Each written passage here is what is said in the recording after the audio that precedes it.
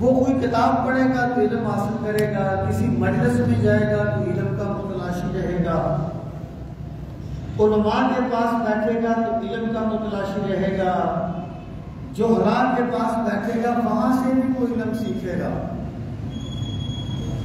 یعنی ان کی عادات کے نیگیٹو چل کر وہ علم سیکھے گا، تو اس کی ترجیح اول کیا ہے؟ علم۔ اس طرح بندہ مومن کی ترجیح اول اس کا ایمان ہوتی ہے۔ ایمان ہوگا تو علم نافع بنے گا، ایمان ہوگا تو سیاست خدمت خلق کا ذریعہ بن جائے گی، ایمان ہوگا تو نوکری بھی عبادت بن جائے گی، واہ جی واہ، ایمان ہوگا تو مزدوری بھی عبادت بن جائے گی۔ ترجیح اول اس کی کیا ہے؟ ایمان۔ اور اگر ایمان نہ رہے تو پھر علم بھی دھوکہ دہی کا ذریعہ بن جائے گا، سیاست بھی لوگوں کے حقوق غصب کرنے کا ذریعہ بن جائے گا، اور کاروبار بھی لوگوں کو دھوکہ دینے کا ذریعہ بن جائے گا اگر ایمان نہ رہے۔ ترجیح اول کیا ہے؟ ایمان۔ اب سامعین محترم، جب ایمان دل میں پختہ ہو جاتا ہے پھر اس کا اظہار جو اس کے وجود سے ہوتا ہے اس کو میں نے یہاں پر تعبیر کا لفظ دیا۔ تعبیر، یہ ایمان کی یہ تعبیر ہے۔ 5-6 چیزیں میں پہلے عرض کر چکا، میں ان کو ریپیٹ نہیں کروں گا، وقت گزر جاتا ہے۔ آج میں اس سے ایک اگلی چیز کو بیان کرنا چاہتا ہوں، کچھ چیزوں کو، کہ ایمان کی تعبیرات کیا ہے۔ رسول کریم صلی اللہ تعالیٰ علیہ وآلہ وسلم نے فرمایا، ایک مرتبہ آپ نے فرمایا، واللہ لا یؤمن، واللہ لا یؤمن، واللہ لا یؤمن، اللہ کی قسم وہ ایمان والا نہیں ہے، اللہ کی قسم وہ ایمان والا نہیں ہے، اللہ کی قسم وہ ایمان والا نہیں ہے۔ اب دیکھیے، رسول کریم صلی اللہ تعالیٰ علیہ وآلہ وسلم کو آپ جو بھی فرمائیں اہل ایمان کے لیے حرف آخر ہے۔ آپ کو اپنی بات کا یقین دلانے کے لیے قسمیں کھانے کی ضرورت نہیں تھی، اور نہ آپ کو بات کو رپیٹ کرنے کی ضرورت تھی۔ اللہ اکبر۔ سرکار کے تو اشارہ ابرو پہ صحابہ اپنا تن من دھن قربان کر دیتے تھے، اور سرکار کی خواہش پہ اپنا سب کچھ قربان کر دیتے تھے، لیکن یہ جو آپ نے یہاں پر قسم کھائی اور ایک بات کو 3 مرتبہ ریپیٹ کیا، دہرایا، اس کا مطلب بات کی اہمیت کو واضح کرنا تھا کہ جو میں بات کرنے لگا ہوں اس کی اہمیت پہ غور کرو۔ فرمایا واللہ لا یؤمن، واللہ لا یؤمن، واللہ لا یؤمن، اللہ کی قسم وہ مومن نہیں ہوگا، اللہ کی قسم وہ مومن نہیں ہوگا، اللہ کی قسم وہ مومن نہیں ہوگا۔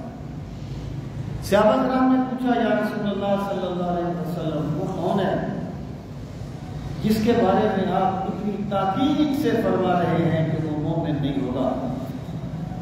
آپ نے فرمایا لا یمن جارہ بوائقہ،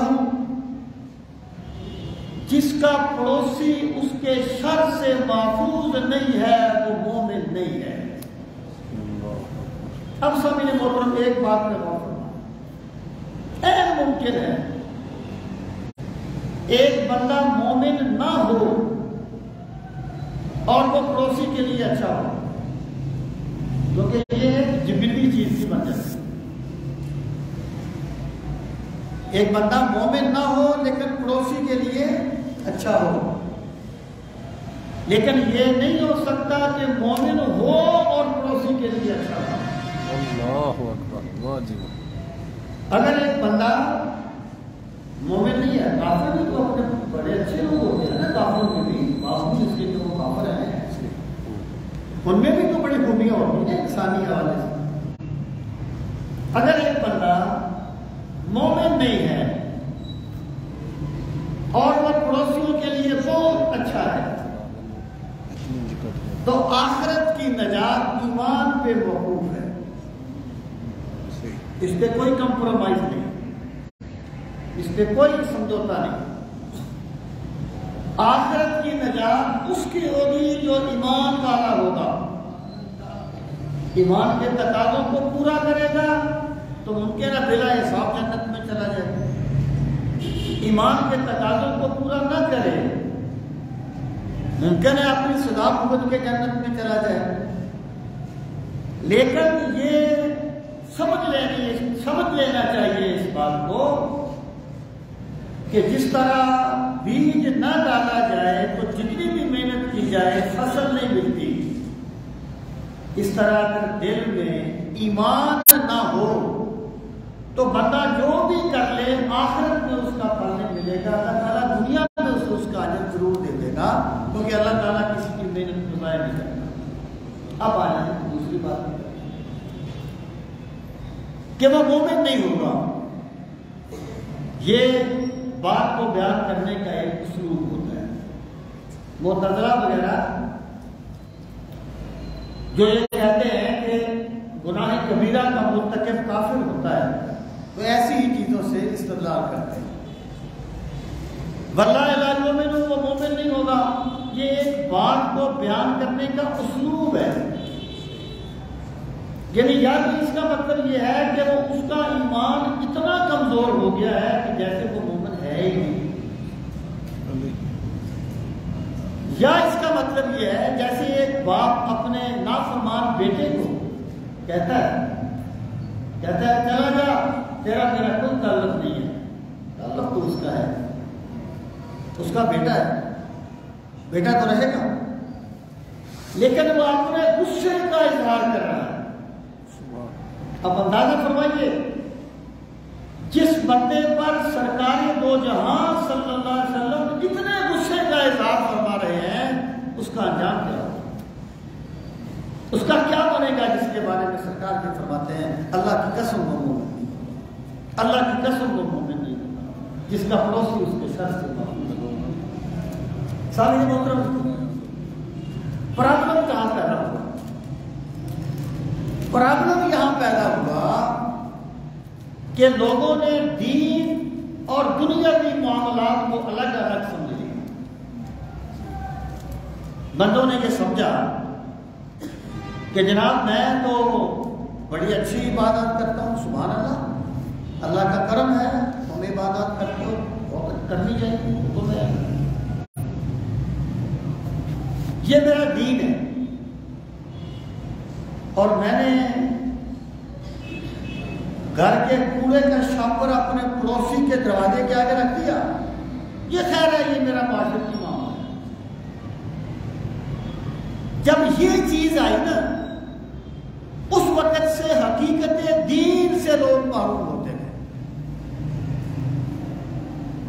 مراد یہ ہے کہ اسلام صرف عبادات اربع کا نام نہیں ہے، نماز روزہ حج زکات عبادات اربع میں محدود نہیں ہے اسلام۔ جب اسلام کا شمع دل میں روشن ہو جاتی ہے تو پھر بندہ خالق کا بھی وفادار بن جاتا ہے، مخلوق کا بھی وفادار بن جاتا ہے، وہ اللہ کے سامنے عاجزی کرتا ہے، اللہ کے بندوں کی تربیت کرتا ہے، ان کو خوش رکھتا ہے، ان پر زیادتی نہیں کرتا۔ تو اور رسول کریم صلی اللہ تعالیٰ علیہ وآلہ وسلم نے فرمایا کہ جبریل امین مجھے اس طرح پڑوسی کے حقوق کی تاکید کرتے رہے کہ مجھے یوں لگا جیسے میراث میں پڑوسیوں کا حصہ رکھ دیا جائے گا۔ میرے بھائی، اب آپ ذرا اس چیز پہ بھی غور فرمائیں کہ پڑوسیوں سے جس کے بھی تعلقات خراب ہوتے ہیں کیوں ہوتے ہیں؟ یہاں پر دو باتیں ہیں۔ یہ سرکار نے دونوں پڑوسیوں کے لیے فرمایا ہے یہ دونوں کے لیے ہے کہ دونوں کو یہ کام کرنا ہے۔ اب اگر ایک بندہ جو ہے وہ دوسرے پڑوسی کو تنگ تو کرتا ہے، لیکن اگر وہ آگے سے کوئی ری ایکشن دیتا ہے تو وہ کہتا ہے دیکھو پڑوسیوں کے بڑے ہوتے ہیں، تو وہ دراصل اپنے مفاد کے لیے دین کو سیڑھی بنا رہا ہے۔ اسلام صرف اسی کے لیے نہیں ہے، اسلام تیرے لیے بھی ہے، تمہیں بھی سمجھنا چاہیے کہ یہ حکم میرے لیے بھی ہے۔ یہ تو ہوگی اصول کی بات۔ اب ایک اور بات کیا ہے کہ پڑوسی کے ساتھ تعلقات خراب کس لیے ہوتے ہیں کہ بندے کی اس کی کوئی بات بندے کو اچھی نہیں لگتی۔ ممکن ہے اس کی کوئی بری عادت تو جیسے کہ میں نے آپ کو مثال دی کہ کوڑے کا چھاپا دوسرے کے دروازے کے سامنے ہے، یا اور ایسی چیزیں جو ہوتی رہتی ہیں، اس میں کوئی شک نہیں ہے کہ جو رکھ رہا ہے وہ بھی مجرم ہے خدا اور خدا کے رسول کا۔ اور اسلام نے برائی کا بدلہ لینے کی بھی اجازت دی ہے، لیکن یہ بہتر نہیں ہے۔ بدلہ لینے کی اجازت ہے لیکن یہ کمال نہیں ہے۔ اخلاقی عالیہ کا تقاضا یہ ہے، رسول کریم صلی اللہ علیہ وسلم نے فرمایا لا تکونوا امعۃ، اتنے چھوٹی سوچ والے نہ بن جایا کرو کہ تم یہ کہو کہ لوگ ہم سے اچھا سلوک کریں گے تو ہم بھی ان سے اچھا سلوک کریں گے، اور لوگ ہم پہ ظلم کریں گے تو ہم بھی ان پہ ظلم کریں گے۔ فرمایا نہیں، بلکہ یہ کہا کرو اگر لوگ ہم پہ اچھا سلوک کریں گے ہم بھی اچھا سلوک کریں گے، اگر لوگ ہم پہ ظلم کریں گے تب بھی ہم ان پہ ظلم نہیں کریں گے۔ اخلاق تو شروع ہی اس وقت ہوتا ہے جب کوئی چیز بندے کے مزاج یا مفاد سے ٹکرا جاتی ہے، وہاں سے اخلاق کا دائرہ شروع ہوتا ہے۔ تو اس کا مطلب یہ ہے کہ ہر بندے کو یہ چاہیے کہ وہ اپنے پڑوسی کو تنگ نہ کرے، یہ چیز ایمان کی تعبیر کے خلاف ہے۔ اگر ایک بندے نے اپنے پڑوسی کی کسی بری بات پہ، اس کی کسی حرکت پہ صبر کا مظاہرہ کیا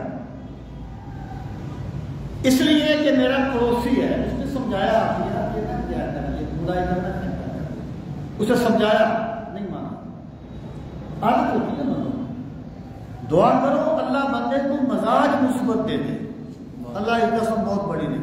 سبحان اللہ، سبحان اللہ۔ جس بندے کا مزاج نیگیٹو ہو جائے نا، وہ بس کوئی نہ کوئی بہانہ پہ ڈھونڈ لے، اور اس میں بھی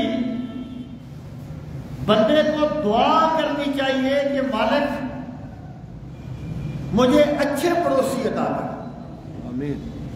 یعنی یہ بھی کوئی خدا کا ایک سسٹم اس نے کار فرما ہوا ہے۔ تو بندے نے اس کو سمجھایا، وہ نہیں مانا، اس نے اس کی زیادتی کے باوجود پھر اس سے کوئی برا انصاف نہیں کیا، کوئی بری بات نہیں کی، تو اس نے گویا اپنے مومن ہونے کا ثبوت کیا ہے، یہ اس نے اپنے ایمان کا اظہار کیا ہے، یہ اس کے ایمان کی تعبیر ہے۔ سامعین محترم، حضرت بایزید بستامی رحمۃ اللہ تعالی علیہ کے پڑوس میں ایک بندہ مکان بیچ رہا، کسی نے پوچھا کتنے پیسے لوگے؟ کہنے لگا، میں مثال دے رہا ہوں، میں اس کا 5,000 لوں گا۔ آج سے سینکڑوں سال پہلے 5,000 کتنا ہوگا؟ میں اس کا 5,000 لوں گا۔ اس نے کہا یار تیرا مکان جو ہے نا وہ تو 2,000 کا ہے، تو 5,000 مانگ رہا ہے۔ اس نے کہا یہ بھی تو دیکھو، یہ بایزید بستامی کے پڑوس میں ہے، یعنی یہ اللہ کی بہت بڑی نعمت ہوتی ہے کہ بندے کو اچھے پڑوسی مل جائیں. لیکن اگر ایسا نہ ہو تو پھر بھی بندے کو یہ حق نہیں ہے کہ بندہ ان پہ کوئی زیادتی کرے، بلکہ ایمان کا بڑا پن کیا ہوتا ہے. تو مولا علی نے فرمایا تھا ہر چیز کی ایک زکوٰۃ ہوتی ہے، اور عقل کی زکوٰۃ بے وقوفوں کی باتوں پر تحمل کا اظہار کرنا ہے. اگر پڑوسی بے وقوف ہے تو بندہ بے وقوف نہ بن جائے، اس کی اصلاح کی کوشش کرے جہاں تک کر سکتا ہے، لیکن اس کے مقابلے میں وہی زبان نہ بولے جو وہ بولتا ہے. یہ ایمان کا ایسا کر دیا، ایسا نہیں کرنا. بلکہ میں نے کہا پہلے بھی بات دب رہی تھی، تھوڑی سی آواز بول، آواز کم تھی مجھے محسوس. جی تو میں یہ عرض کر رہا تھا کہ بندے کو یہ چاہیے کہ وہ ایمان کا تقاضا سمجھ کے، لیکن بندہ کمپرومائز کہاں کرتا ہے، یا اس کا کوئی تعلق ہوتا ہے وہاں وہ کمپرومائز کرتا ہے. مگر ایک بندہ بڑی زیادتی کرتا ہے تو وہ کہتا ہے یار زیادتی تو بڑی کی ہے لیکن میرا بھائی ہے، یار میری خالہ کا بیٹا ہے. کمپرومائز کر کے تعلق کا. اب بندہ یہ سوچے یہ جو بھی کر رہا ہے آخر میرا مسلمان بھائی ہے. اگر وہ مسلمان نہیں بھی ہے انسان تو ہے نا، اور اسلام وہ ہے جو انسان کے احترام کا درس دیتا ہے. بلکہ کرمنا بنی آدم، ہم نے ہر انسان کو معزز بنایا. امام اعظم ابو حنیفہ رحمۃ اللہ تعالیٰ علیہ کا کوئی پڑوسی تھا، رات کو شراب پی لیتا اور سین میں اونچی اونچی آواز سے کوئی شعر پڑھنے شروع کر دیتا. اداؤنی وعیا فتن اداؤنی، نوجوان کو ضائع کر دیا، تم کیا جانو میں کیسا نوجوان ہوں. اب جو بندہ پڑھتا ہے نا، یعنی آج کل ہمارے تو مکانوں کی ساخت بدل گئی ہے نا، شہروں میں بالکل بند کر دی ہے ہم نے. روشنی کی آواز دوسرے گھر میں نہیں آتی، ماشاء اللہ آتی بھی ہوگی بہت کم. اس وقت تو جیسے دیہاتوں میں ہوتے تھے کہ بیچ میں ایک دیوار ہے ایک کمرے ہے، اس طریقے تو وہ اس طریقے سے امام اعظم ابو حنیفہ رحمۃ اللہ تعالیٰ علیہ کو یعنی مخل ہوتا تھا آپ کے اوراد و وظائف میں، آپ کے تعلیمی کام میں، لیکن تھا تو پڑوسی نا. یعنی برا تھا، پڑوسی تو تھا نا. ایک مرتبہ کسی وجہ سے اسے پولیس گرفتار کر کے لے گئی تو امام اعظم رحمۃ اللہ تعالیٰ نے اس کی مدد کرنے کے لیے وہ جو تھانہ تھا جو اس وقت تھا وہاں چلے گئے، کوتوال وہاں چلے گئے اور فرمانے لگے یہ میرا پڑوسی ہے، میں اس کو چھڑانے کے لیے آیا. اس نے کہا حضرت یہ تو اس کی تو یہ جو شکایات ہیں، آپ نے فرمایا شکایات کا اضافہ جیسے ممکن ہے کیجیے، لیکن میں اس لیے آیا ہوں کہ یہ میرا پڑوسی ہے اور میں اپنی طرف سے اس کی خدمت کرنا چاہتا ہوں. سامعین محترم، تو آپ کی اس اخلاق کو دیکھ کے اس نے توبہ کر لی تھی اس بندے نے.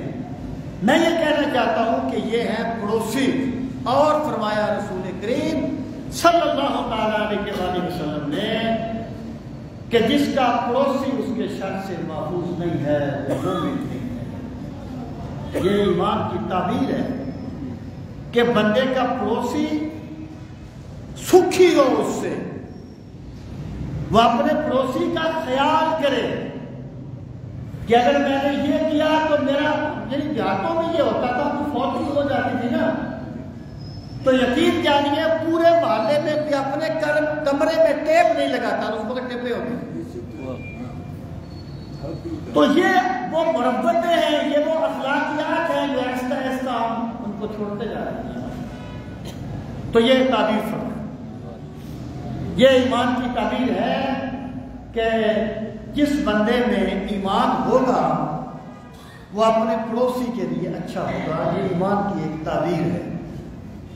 اور پھر آپ نے فرمایا المؤمن من امنہ الناس علی دمائہم و اموالہم، مومن وہ ہے کہ لوگوں کی جانیں اور لوگوں کے مال اس سے امن میں رہیں۔ وہ مومن ہے کہ لوگوں کی جانیں اور ان کے مال امن میں رہیں، اس سے پرامن ہو جائیں، وہ مومن ہے۔ جیسے ایک اور مقام پر فرمایا کہ اس کا مال اور لوگوں کا مال اور لوگوں کی عزتیں اس سے امن میں ہو جائیں، وہ مومن ہے۔ سامعین محترم، اب آپ غور فرمائیں کہ المومن من امنہ الناس علی دمائہم و اموالہم، یعنی ایک بندہ، میں مثال دے رہا ہوں، فرض کریں وہ کبھی نماز قضا نہ کرے اور وہ ہر سال عمرہ کرے، حج کرے اور دیگر بھی اچھے کام کرے، لیکن کرے کیا؟ کسی بے بس کے پلاٹ میں قبضہ کرے، یہاں تک اس کا بس چلے کسی کا حق مار لے، تو اس کا یہ مطلب ہے کہ ایمان اس کے دل میں نہیں اترا، وہ جو کچھ بھی کر رہا ہے فارمیلٹی کر رہا ہے، رزق حرام سے کیے گئے صدقات اللہ منہ پہ مار دیتا ہے۔ اور جس بندے نے لوگوں کے مالوں کی عزت کی پاسداری کی، مال کی پاسداری کی، جان کی پاسداری کی، وہ بندہ اگر غربت کی وجہ سے کبھی بھی حج نہ کر سکے تو میرا رب اسے گھر میں بیٹھے ہوئے حج کا ثواب عطا فرما دیتا۔ ہم اس بات کو، ہمیں ان باتوں پہ غور کرنا چاہیے۔ اور سامعین محترم، المومن من امنہ الناس علی دمائہم و اموالہم، یعنی کچھ لوگ ایسے ہیں جو یہ سمجھتے ہیں کہ ہمارا کام ہی لوگوں کو قتل کرنا ہے، یہ ہمارا کاروبار ہے۔ یہ بھی ایک بڑا پرابلم ہے۔ یعنی ایک گداگر ہے، وہ سمجھتا ہے میں کام پہ جا رہا ہوں، یعنی جیسے ایک مزدور مزدوری کرنے جاتا ہے، گداگر سمجھتا ہے میں کام پہ جا رہا ہوں۔ کچھ بندے ہوتے ہیں جن کا کام عدالتوں میں جھوٹی گواہی دینا ہوتا ہے، جب گواہیاں دینے کے لیے وہاں بیٹھے جانتے سنتے نہیں ہیں، بس پیسے نہیں گواہی دیتے، وہ یہ سمجھتے ہیں ہم کام پہ جا رہے ہیں۔ تم کام پہ نہیں جا رہے، تم حرام پہ جا رہے ہو۔ جو چیز خود حرام ہوتی ہے اس کا کاروبار بھی حرام ہوتا ہے، اس کا کاروبار بھی حرام ہوتا ہے، اور کسی بندے کو یہ حق حاصل نہیں ہے کہ وہ جتنا بھی شدید اختلاف ہو کسی بندے کو قتل کرے، اس کو کوئی حق حاصل نہیں ہے، یہ ریاست کا کام ہے۔ اور اسلام نے جو جان کی حرمت کو بیان کیا، رسول کریم صلی اللہ تعالی علیہ وآلہ وسلم نے فرمایا لو ان اہل السماء واہل الارض اشترکوا فی دم امرئ مومن لعقبهم اللہ فی النار، اگر سارے زمین والے اور سارے آسمان والے مل کر کسی ایک بندے کو بے گناہ قتل کر دے،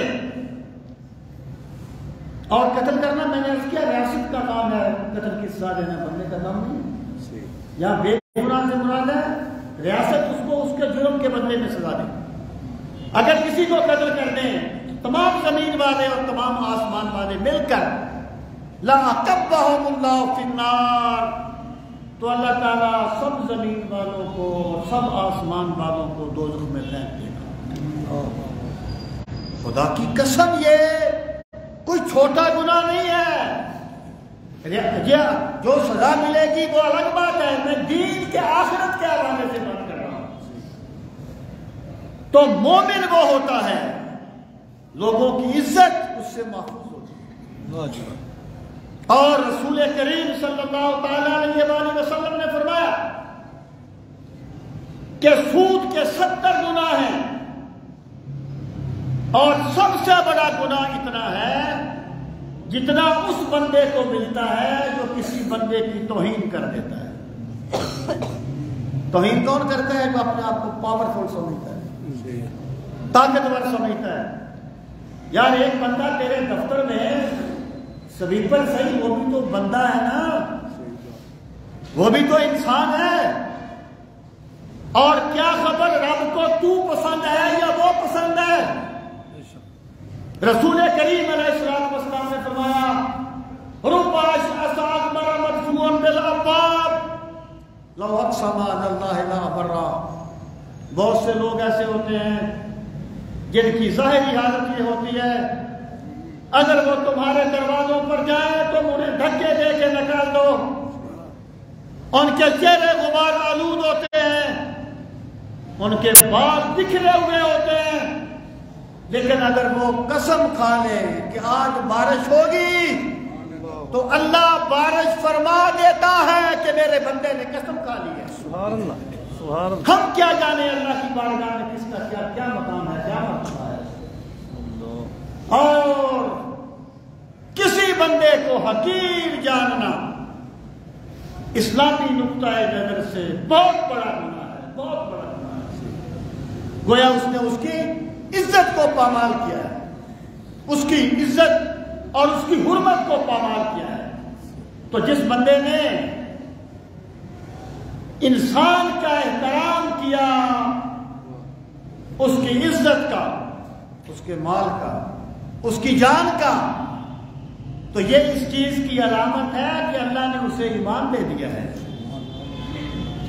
ایمان دعووں سے ثابت نہیں ہوتا، عمل سے ثابت ہوتا ہے۔ تو فرمایا المؤمن من امنہ الناس علی دمائہم و اموالہم۔ مومن وہ ہوتا ہے کہ لوگوں کے مال، ان کی عزتیں، ان کی جانیں اس سے امن میں ہوتی ہیں، وہ امن پا لیتی ہیں۔ یہ تمام چیزیں سامعین محترم، یہ بھی ایمان کی ایک تعبیر ہے کہ بندہ انسان کا احترام کرے، انسان کا۔ شیخ صاحب بھی کہتے ہیں کہ ہم نے تہجد کی نماز پڑھی، میں اور میرے والد نے، تو لوگ سو رہے تھے، کوئی کھلی جگہ ہوگی جیسے سفر ہوتا ہے، سو رہے تھے۔ تو میں نے کہا ہمیں اللہ نے تہجد پڑھنے کی توفیق دی، یہ سست لوگ سو رہے ہیں۔ میرے والد نے کہا اس سے بہتر تھا تو سویا رہتا، لوگوں کو حقیر جاننے کا تجھے جتنا گناہ مل گیا ہے تیری تہجد کا اتنا ثواب نہیں ہے۔ زاہد نگاہ کم سے کسی رند کو نہ دیکھ، کیا خبر اس کریم کو تو ہے یا وہ پسند۔ اور میں کدے میں اذان سن کے رویا بہت، اس شرابی کو کتنا خدا جانتا، یہ میرا رب ہی جانتا ہے کہ اس کی بارگاہ میں مقبول کون ہے۔ تو دوسروں کی عزت کا خیال کرنا، دیکھیں میں کہا کرتا ہوں ایک دفتر ہے، اللہ کا ایک نظام ہے کہ وَرَفَعَ بَعْضَكُمْ فَوْقَ بَعْضٍ دَرَجَاتٍ۔ اللہ نے یہاں پہ درجات مختلف رکھے ہیں، ورنہ کائنات کا نظام بندوں کا نہیں چلتا ہے۔ یہ خدا کی مجبوری نہیں ہے، استغفر اللہ، یہ بندوں کے نظام کا تقاضا ہے۔ ایک بندہ باس ہے، ایک اس کا سویپر ہے، اس کو باس کو چاہیے کہ وہ اپنے آپ کو باس سمجھے، خدا نہ سمجھے۔ وہ سمجھے کہ میں اس کا خدا نہیں ہوں، صرف یہ اختلاف مراتب ہے، میرے رب کا کرم ہے، اس نے مجھے یہ مقام دے دیا ہے، ورنہ میں نے کون سے اقدام لکھے ہوتے آدمی ارباب میں، مجھے بھی تو سویپر بنایا جا سکتا تھا۔ یہ میرے رب کی تقسیم ہے، اور جو سویپر ہوگا وہ باس بننے کی کوشش نہ کرے اور باس خدا بننے کی کوشش کوشش نہ کرے تب نظام چلتا ہے. یہی اسلام کا تقاضا ہے. لیکن اسے یہ حق تو ہے کہ وہ ڈیوٹی لے. اگر سستی کرے اس کو سمجھائے بھی, اسے ڈانٹنے کا بھی حق ہے, لیکن کسی طریقے سے کسی کی عزت کو پامال کرنے کا حق کسی انسان کو نہیں دیا گیا. کہتے ہیں نا کہ حضرت امام حسن اور امام حسین نے دیکھا ایک آدمی تھا, وہ وضو کر رہا تھا اور وضو صحیح نہیں کر رہا تھا. اور دیکھیں نا, نماز پڑھتے ہوئے فرض کریں ایک بندے نے اونچی کچھ پڑھنا شروع کر دیا, بندوں نے سمجھا بھی غلط کر رہا ہے, تو یوں ہی سلام پھرا تو سمجھ نہیں ہے کہ کس طریقے سے نماز پڑھنی ہے, دنیا میں نماز نہیں پڑھنی آئی. وہ کسی نے کہا تھا جس کو بڑے مجمع میں نصیحت کی گئی اسے تم نے ذلیل کر دیا. تم نے اسے نصیحت نہیں کی, اسے تم نے ذلیل کیا ہے. تو کوئی طریقہ ہوتا ہے بات کرنے. تو امام حسن اور امام حسین رضی اللہ تعالیٰ عنہما نے جب دیکھا تو حضرت امام حسن نے فرمایا امام حسین سے اونچی بات, کہنے لگے میں وضو کرتا ہوں, تم دیکھنا کہ میں صحیح وضو کرتا ہوں. اب اس نے وضو کیا تو بابا جی سمجھ گئے کہ میرے وضو میں یہ خامی تھی. یہ ہے عزت کو محفوظ رکھنا, عزت نفس کا خیال کرنا, اور یہ بہت بڑی عبادت ہے. جس کی عبادتیں اللہ قبول کر لیتا ہے, اللہ اسے دوسروں کی عزت نفس ملحوظ رکھنے کی توفیق دے دیتا ہے. سبحان اللہ, سبحان اللہ. یہ ذکر نیم شبی, یہ مراقبے, یہ سرور, تیری خودی کے نگہباں نہیں تو کچھ بھی نہیں. سامعین محترم, ایک اور ایمان کی تعبیر ملاحظہ فرمائیں. رسول کریم صلی اللہ تعالی علیہ وآلہ وسلم نے فرمایا من رأى منكم منكرا فليغيره بيده فإن لم يستطع فبلسانه فإن لم يستطع فبقلبه وذلك أضعف الإيمان. وفي رواية آخر وليس وراء ذلك من الإيمان حبة خردل او كما قال النبي صلی اللہ علیہ وسلم. جس بندے نے کسی منکر کو دیکھا, منکر کو دیکھا, منکر کیا ہے؟ کوئی بھی گناہ کا کام. ایک بندے کا ایک دوست ہے, اسے پتا ہے کہ یہ فلاں غلط کام کرتا ہے, جھوٹ بولتا ہے, کسی کا حق مارتا ہے, کسی کے ساتھ زیادتی کرتا ہے, یا کوئی بندہ یہ جانے کہ یہ بندہ اس پہ ظلم کر رہا ہے. سرکار نے فرمایا جو کسی برائی کو دیکھے فَلْيُغَيِّرْهُ بِيَدِهِ, اسے چاہیے کہ اپنے ہاتھوں سے اس کو روکے. یعنی اللہ نے اسے جتنی طاقت دی ہے اس کا استعمال کرے, بیٹھ کے تماشا نہ دیکھے, صرف اس کو معذور نہ کرتا رہے, بلکہ اس کو روکے. بھائی تو صحیح نہیں کر رہا, زبان سے تو کہے کہ تو غلط کر رہا ہے. فَإِن لَمْ يَسْتَطِعْ فَبِقَلْبِهِ, اگر یہ بھی نہ کر سکے, کمزور ہے, کمزور دل ہے, تو کم از کم اسے دل میں برا ضرور جانے, اندر سے کڑے. جیسے ایک طاقتور آدمی کسی کمزور آدمی کا حق مار لے, وہ اندر سے کڑتا ہی ہے نا بیچارہ, وہ اس سے ملتا تو کچھ نہیں ہے نا, احساس تو ہے نا اسے کہ اس نے زیادتی کی ہے, تو وہ بندہ اندر سے کڑے. سرکار نے فرمایا ذالک اضعف من الایمان, یہ ایمان کا سب سے کمزور درجہ ہے. اور دوسری روایت میں فرمایا وَلَيْسَ وَرَاءَ ذَلِكَ مِنَ الْإِيمَانِ حَبَّةُ خَرْدَلٍ, اگر کسی بندے نے برائی کو دیکھ کر وہ اپنے دل میں کڑا بھی نہیں ہے تو اس کے پاس ایمان کی ردی بھی نہیں ہے. یہ ایمان کی تعبیر ہے.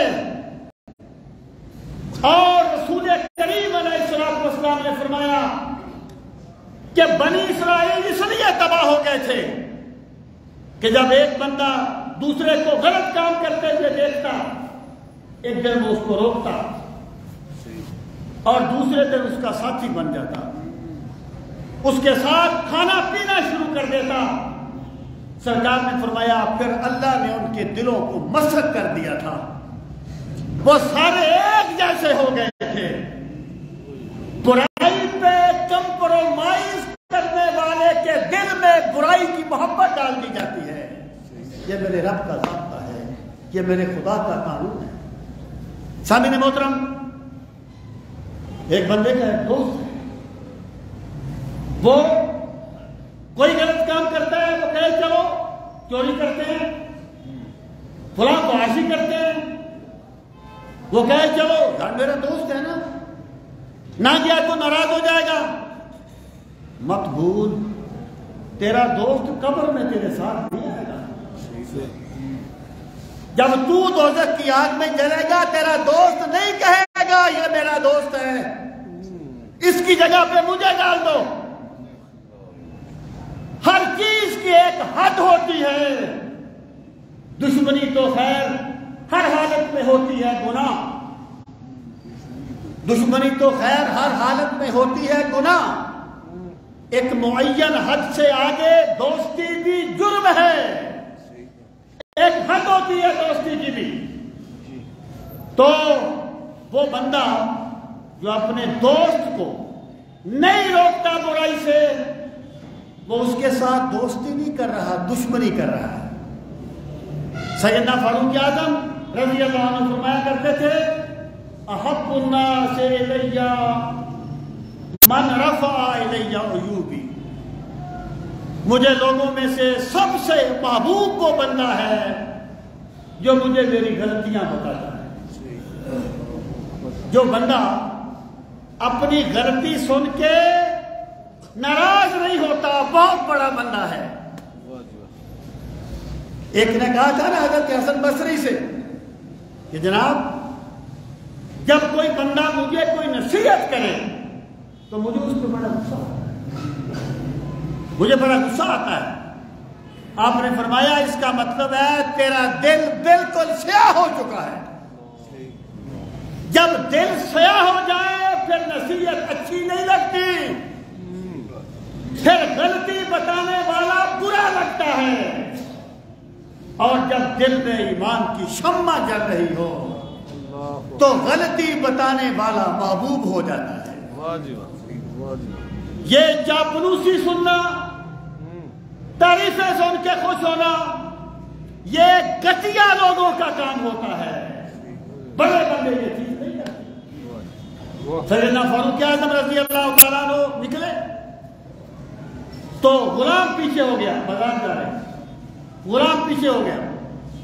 فرمایا کیوں؟ کہنے لگا حضور آپ کے ساتھ آ گیا ہوں۔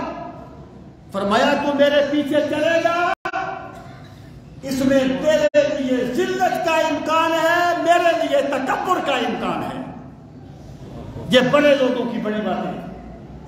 تو میں یہ عرض کر رہا تھا کہ بندہ اپنا تجزیہ کرتا رہے کہ جو میں غلط کام دیکھتا ہوں مجھے احساس بھی ہے کہ یہ غلط ہے کہ نہیں، میرے دل میں کوئی احساس بھی ہے، آخری درجہ بھی ہے۔ اور جب بندے کے دل میں ایمان پختہ ہو جاتا ہے پھر بندہ اپنا بہت سا نقصان تو کر لیتا ہے لیکن حکم الہی کی تعمیل میں سستی نہیں کرتا۔ پھر اسے وہ سرکار نے فرمایا پہلے زمانے کے جو لوگ تھے ان کے ناخن الگ کر دیے گئے، کھینچ لیے گئے ان کی انگلیوں سے، انہیں آلوں سے چیر دیا گیا، لیکن اللہ کی قسم وہ امر بالمعروف کرتے رہے اور نہی عن المنکر کرتے رہے۔ یاد رکھنا اس دنیا میں بھی اللہ تعالیٰ نے عذاب و ثواب کا ایک سلسلہ جاری رکھا ہوا ہے۔ یہی بہشت بھی ہے، حور و جبریل بھی ہیں، تیری نگاہ میں ابھی طاقت نظارہ نہیں۔ یہاں بھی اللہ نے ایک سسٹم رکھا ہے، جو بندہ اللہ تعالیٰ کے نظام سے اور دین سے بغاوت کرتا ہے اللہ تعالیٰ اسے اس جہان سے پہلے اس جہان میں بھی پکڑ لیتا ہے۔ یہ پکڑ کسی بھی صورت میں ہو سکتی ہے، برا دوست مل جائے، نافرمان اولاد مل جائے، زندگی اجیرن کرنے والی بیوی یا بیوی کو خاوند مل جائے، یہ سب میرے رب کی گرفت کی صورتیں ہوتی ہیں۔ تو جو بندہ برائی کو اپنی طاقت کے مطابق روکے، اس کا مطلب یہ ہے اللہ نے اسے ایمان عطا فرمایا۔ سبحان اللہ۔ اور جو بندہ ہر سال عمرہ تو کر لیتا ہے، بڑی بڑی عبادتیں تو کر لیتا ہے، لیکن اس کا دوست ایک حرام کام کرنا چاہتا ہے اور وہ اس کا ساتھی بن جاتا ہے، اس کا مطلب اس کے دل میں ایمان نہیں اترا، اس کے دل میں ایمان نہیں آیا۔ اور امام غزالی نے احیاء میں لکھا ہے، ایک روایت لکھی ہے کہ اللہ تعالیٰ نے جبریل امین کو کہا، فرشتوں کو کہا، اس بستی کو تباہ کر دو، وہ نافرمانوں کی بستی ہے۔ ایک فرشتے نے کہا مالک اس میں تو وہ بندہ رہتا ہے، وہ بڑا نیک بندہ ہے، بڑی نیکی کرتا ہے، بڑا صالح آدمی ہے۔ اللہ پاک نے فرمایا تباہی کی ابتدا اسی کے گھر سے کرو۔ وہ برائی کو دیکھتا تھا لیکن منع نہیں کرتا تھا۔ اللہ کی بارگاہ میں جب برائی پر کمپرومائز کر لیا جاتا ہے تو بندے کا مقام اور مرتبہ اللہ کی بارگاہ سے ختم ہو جاتا ہے۔ اور فرمایا رسول کریم علیہ الصلوۃ والسلام نے لوگوں برے کاموں سے ٹوکتے رہنا، نیکی کا حکم دیتے رہنا۔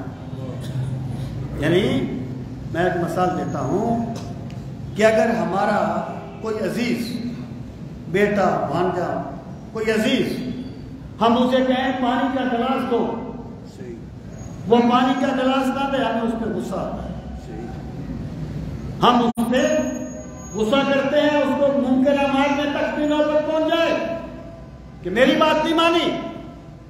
اور جب وہی عزیز رب کی بات نہیں مانتا، اللہ کی نافرمانی کرتا ہے، تو بندے کو احساس نہ ہو، اس کا مطلب یہ ہے وہ یہ سمجھتا ہے کہ میرا حکم اللہ کے حکم سے زیادہ قابل احترام ہے۔ یہ سوچ تباہ کر دیتی ہے قوموں کو جب برائی کا تصور ختم ہو جاتا ہے۔ ہمارے یہاں پرابلم کیا ہے؟ ہم گروہی تعصب میں جیتے ہیں، حق کے دائرے میں نہیں جیتے۔ ہم گروہی دائرے میں جیتے ہیں، جو بندہ میرے ساتھ ہے وہ ٹھیک ہے، کچھ ہٹ گیا تو برا ہے۔ جب اس طریقے سے برائی پھیل جائے پھر ان قوموں پہ اللہ کا عذاب آ جاتا ہے۔ سرکار نے فرمایا کہ لوگوں روکتے رہنا لوگوں کو برائی سے، اچھائی کا حکم دیتے رہنا، ورنہ اللہ تم پہ ظالم حکمران مسلط کر دے گا، پھر تم دعائیں مانگو گے اللہ تمہاری دعاؤں کو قبول نہیں کرے گا۔ جب میں کہتا ہوں الہی میرا حال دیکھ، حکم ہوتا ہے کہ اپنا نامہ اعمال دیکھ۔ یہ چند تعبیریں میں نے آج عرض کی، انشاءاللہ جلدی پر میں اس کو کمپلیٹ کروں گا۔ اللہ تعالیٰ ہم سب کو ایمان